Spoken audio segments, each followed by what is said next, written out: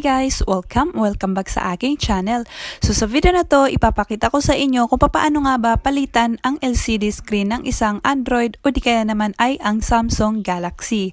Kaya naman kung interesado kayo sa video na to, tara na't umpisahan na natin. So let's go! Ayan, so kung mapapansin nyo, meron ako ditong Samsung Galaxy Wide. Ibinabato kasi ito ng mga anak ko, kaya naman nasira yung LCD nito. And so kung mapapansin nyo, yung kalahati ay naka-black screen. Tapos yung kalahati lang yung nakikita. Pati na rin yung password ay hindi ko na rin or hindi na rin makita dito. Ayan. So ito nga yung ating papalitan. At bumili nga pala ako ng LCD dito nga sa shop na to. Ayan. Ang pangalan nga ng shop na binilan ko ay ito nga Cellmax PH. Ayan. Nabili ko lang siya sa Orange app. Ayan, so i-open na natin. Pagka-open ko nga ay meron nga itong kasamang mga tools. Ayan.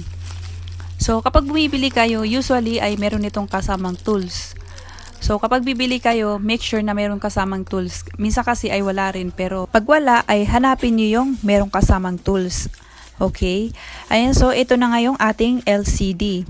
Ayan, so yung original price nito ay 899 pero nabayaran lang natin ito or binayaran lang natin ng 791. Ayan, nakaless pa tayo dahil meron tayong voucher. Ayan, so meron din itong kasamang ganito, wipes, dry at saka yung wet. Ayan, so ito nga yung una kong nilagay, itong parang holder sa screen. Ayan, isa ito sa mga kasama sa ating tools or sa tools na kasama nito. Ayan, so ang una nga natin gagawin ay syempre tatanggalin nga natin itong LCD na luma. Or ang una ko nga ginawa ay tinanggal ko nga itong LCD. And so ang ginamit ko nga dito or ang gagamitin nga natin dito ay ito nga kasama sa tools na plastic na flat. Ayan.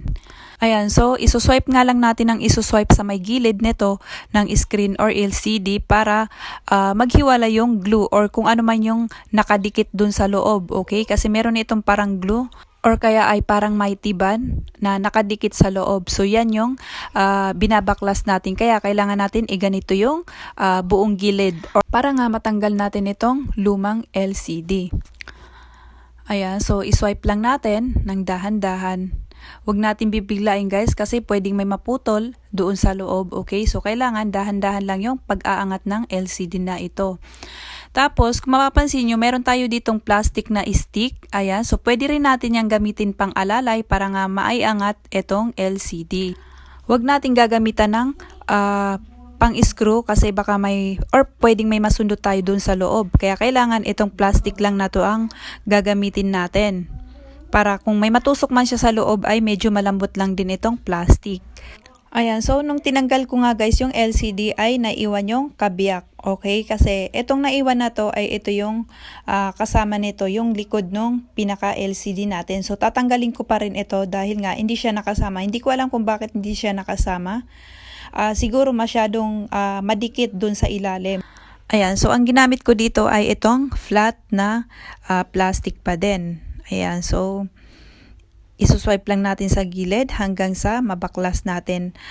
Ayan, so tulad ng sinabi ko, dahan-dahan lang. Ayan, so kung mapapansin nyo, ayan, meron dito nakalagay or nakakabit na parang pinaka-connection niya, okay, dun sa ating cellphone. Ayan, so tatanggalin natin ito. Ayan, so tatanggalin lang natin ito gamit nga itong plastic na stick. Ayan, so i-press lang natin hanggang sa mag-pop up siya. So ayun, natanggalan natin yung parang takip na kulay itim. So ngayon, para matanggal naman itong pinaka-wire, parang wire niya dito sa loob, ay ipapress lang din natin ng dahan-dahan hanggang sa matanggal nga natin itong pinaka-LCD na luma. Ayan, so bali ganito guys yung magiging itsura niya or naging itsura niya kapag wala na siyang LCD. So ngayon, ilalagay na nga natin itong bagong LCD. Ayan, so sa mga magtatanong, hindi ako expert na technician. Ito ay do-it-yourself lamang or DIY or lakas ng loob lang. Ayan, so kung ikaw or kayo ay wala kayong lakas na loob, ay wag nyo na itong subukan dahil baka masira ang inyong mga cellphone.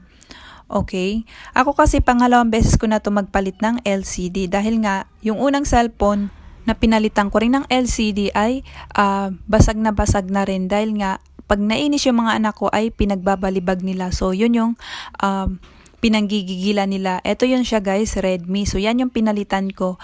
Kaya nga lang ay nasira na rin ito dahil binato nila, so yung sa likod ay pumutok. Ayan. So ito yung dati kong pinalitan. Actually mas mahirap tong palitan dahil ang dami niyang tornilyo na kinailangan tanggalin. Okay? So yan yung dati kong pinalitan. Ayan, so balik na tayo dito sa ating ginagawa na Samsung. Ayan, so kung ano yung mga tinanggal natin guys ay yun pa rin yung ibabalik natin or ganun pa rin natin siya ibabalik. So kanina, ito nga yung pinakahuli natin tinanggal, so ito rin yung una natin ilalagay.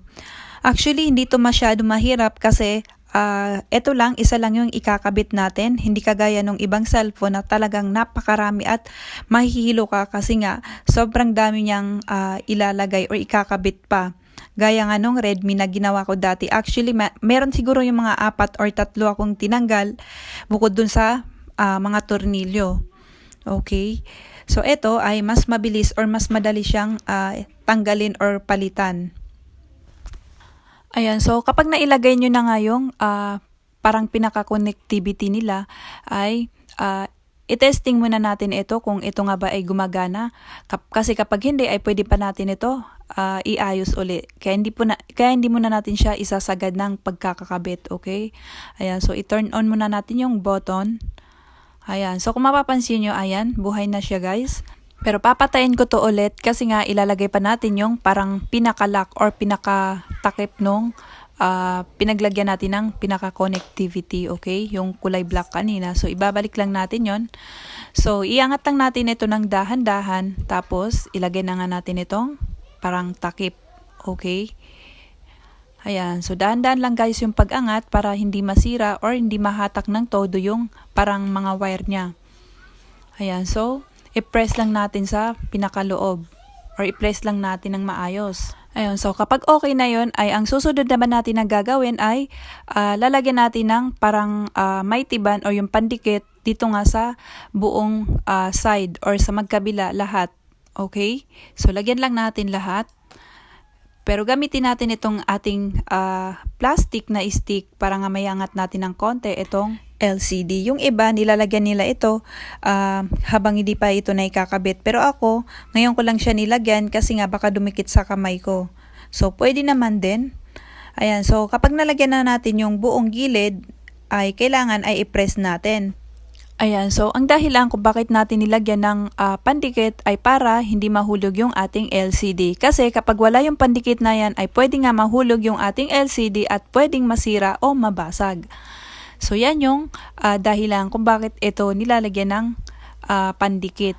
Ayan, so finally ay natapos na rin natin maikabit itong bagong LCD natin. So ngayon bubuhayin natin ito para matesting kung ito nga ba ay buo or gumagana na. Ayan, so press ko lang itong button. Ayan, turn on lang natin. Ayan, so kung mapapansin nyo, ayan guys, buhay na siya. Tanggalin pa natin itong kanyang plastic para mas makinis or mas malinaw. Ayan, so sa mga technician guys, after nga nila malagyan ng pandikit ay tinatalian nila ito ng parang goma para mas lalong dumikit yung pandikit dun sa loob. Pero ako ay hindi ko na ito tinalian. So yan guys, yan yung ating bagong LCD. Okay na at naayos na natin ito or napalitan na natin ng bago. So I hope ay may natutunan kayo sa video na to or sana ina-inspire kayo. Please give it a thumbs up kung nagustuhan yung video na to and subscribe sa aking channel para updated kayo sa iba ko pang i-upload na mga video dito sa aking channel. Thanks so much for watching!